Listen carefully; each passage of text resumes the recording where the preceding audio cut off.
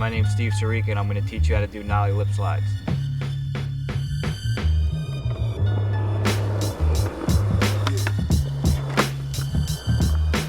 So the first thing you want to learn is nollies. Once you get your nollies down, then you want to learn your Nollie Frontside 180s. I like to put my foot that's on the nose on an angle, and I also like to put my back foot that's on the board on a slight angle as well. When I come up to do the Nollie Frontside 180, right before I'm about to pop, I like my body to be in like a swinging motion already. Because once I pop the board, my shoulders are already about to pop, and then my body moves with the board, which will get to that frontside 180. And then after you learn the Nollie Frontside 180, you want to get your backside board slides down.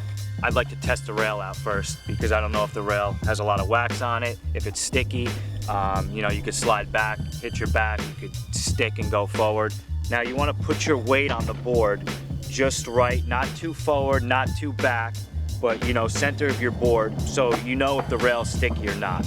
If the rail is really waxed and you feel like you're going to slide back, you know, you're able to kick the board out. Mostly on a flat bar you want to do this. You could do it on a round rail. I don't suggest to kick the board out on a handrail or you're going to nut yourself.